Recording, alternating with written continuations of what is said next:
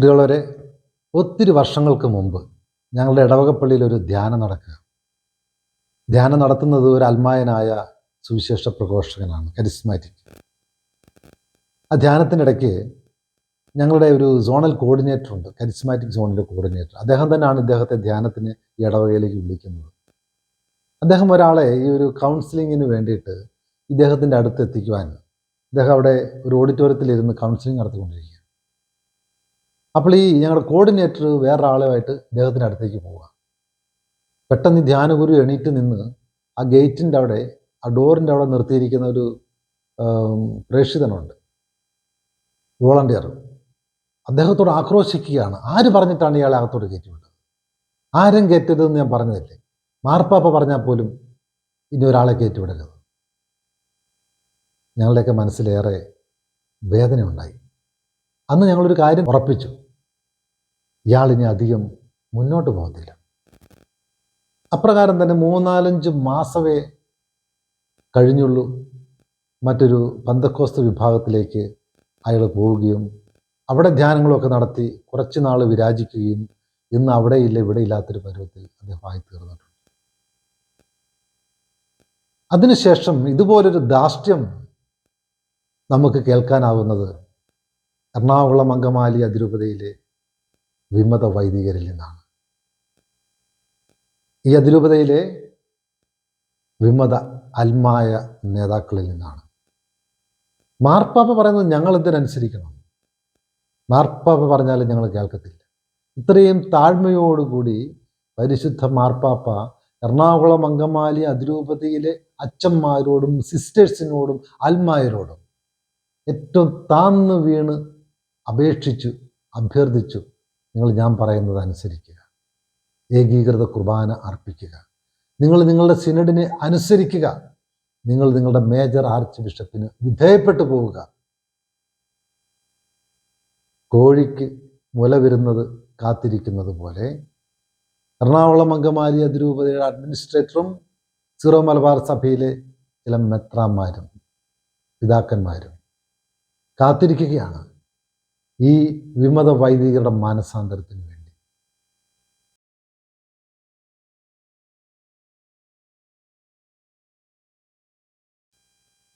പ്രിയമുള്ളവരെ, ഇന്നും ഈ അതിരൂപതയുടെ മേജർ ആർച്ച് ബിഷപ്പിൻ്റെ കാര്യാലയം ഒരു സമരമുഖമായി മാറിയിരിക്കുകയാണ്. സമരം നടക്കുകയാണ്. കാര്യം എന്താണെന്നല്ലേ? ഞങ്ങളുടെ ശമാശന്മാർക്ക് പട്ടം വേണമത്രേ.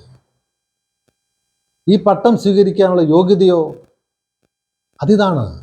ഞങ്ങൾ മാർപ്പാപ്പയെ അനുസരിക്കുകയല്ല, ഞങ്ങളുടെ ബോധ്യമനുസരിച്ച് മാത്രമേ ഞങ്ങൾ മുന്നോട്ട് പോകത്തുള്ളൂ. ഈ സിനഡിനെ ഞങ്ങൾ അനുസരിക്കത്തില്ല. സീറോ മലബാർ സഭയെയും അതിൻ്റെ ആരാധനക്രമത്തെയും ഞങ്ങൾ പുച്ഛിച്ച് തള്ളുകയാണ്. അതാണ് ഞങ്ങളുടെ യോഗ്യത. ഞങ്ങൾക്ക് പട്ടം വേണം. പ്രിയമുള്ളവരെ, ഇവർ ഉന്നയിക്കുന്ന വാദമുഖങ്ങൾ വളരെ ആശ്ചര്യത്തോടു കൂടിയാണ് വീക്ഷിക്കുന്നത്. കാരണം മാർപ്പാപ്പയെ അനുസരിക്കത്തില്ലെന്ന് പറയുകയും മാർപ്പാപ്പയുടെ കീഴിൽ ഞങ്ങൾക്കൊരു സഭ ഉണ്ടാക്കി തരണമെന്ന് ആവശ്യപ്പെടുകയും എന്തൊരു വിരോധാഭാസമാണ്. അവർ സമരത്തിനൊക്കെ ഉപയോഗിക്കുന്നത് ഈ കത്തോലിക്ക സഭയുടെ പവിത്രമായ ആ കൊടി തന്നെയാണ്.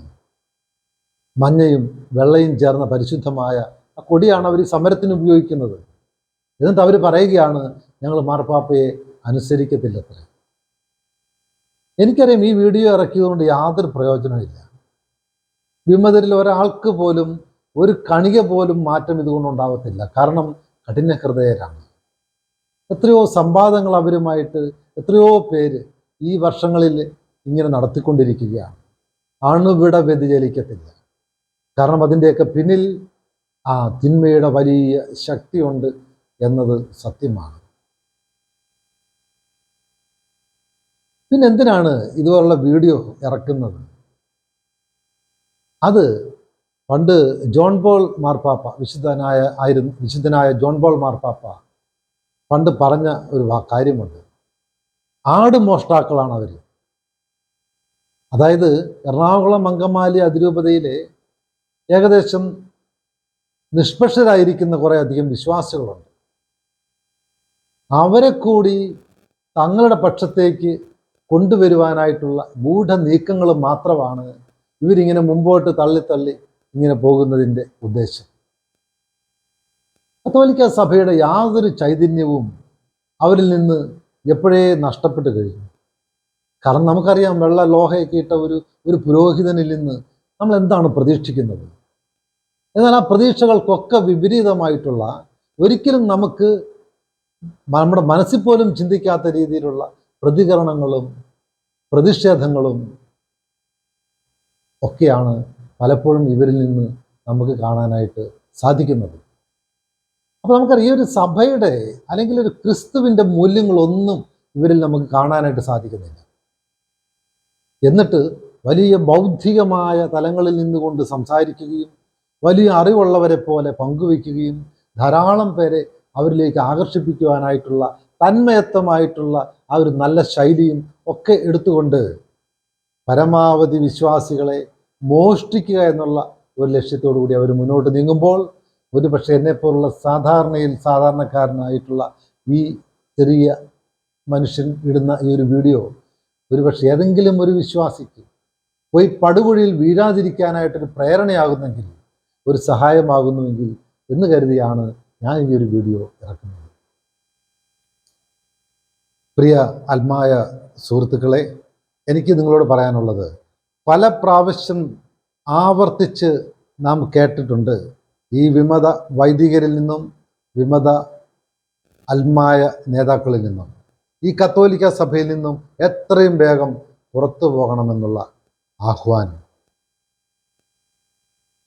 നമ്മുടെ കർത്താവ് ഈശോ മിശിഹ ഈ ലോകത്തിലേക്ക് ഭൂജാതനായി പരസ്യജീവിതമൊക്കെ കഴിഞ്ഞ് പീഡകളേറ്റ് കുരിശിൽ മരിച്ച് അടക്കപ്പെട്ട് ഉദ്ധാനം ചെയ്തു. ആ ഉദ്ധാനത്തിലൂടെ നമുക്ക് ലഭിച്ച വലിയ കൃപയാണ് ഈ സഭ എന്ന് പറയുന്നത്. അതുകൊണ്ട് ഏതെങ്കിലും ഒരു ദിവസം സഭാ അധികാരികൾ, ദൈവം നമുക്ക് വേണ്ടി നൽകിയിരിക്കുന്ന നമ്മുടെ അധികാരികൾ എന്തെങ്കിലും ആവശ്യപ്പെടുമ്പോൾ, ഇല്ല ഞങ്ങൾ ഈ സഭ വിട്ടു പോവുക എന്ന് പറയുന്ന ആ ഒരു അവസ്ഥയിലേക്ക് നമ്മളാരും തരം താഴരുത്. തീർച്ചയായിട്ടും ഈ സഭയിൽ അനുസരണയോടുകൂടി, അതുപോലെ തന്നെ ധൈര്യത്തോടു കൂടി ഈ സഭയിൽ നിലനിൽക്കുവാനായിട്ട് നമുക്ക് ഏവർക്കും സാധിക്കട്ടെ. ലോകാവസാനം വരെ ഈ സഭയോട് ചേർന്ന് സഞ്ചരിക്കുവാനായിട്ടുള്ള വലിയ കൃപ ദൈവം നമുക്ക് ഓരോരുത്തർക്കും നൽകട്ടെ എന്ന് പ്രാർത്ഥിച്ചുകൊണ്ട് നിർത്തുകയാണ്.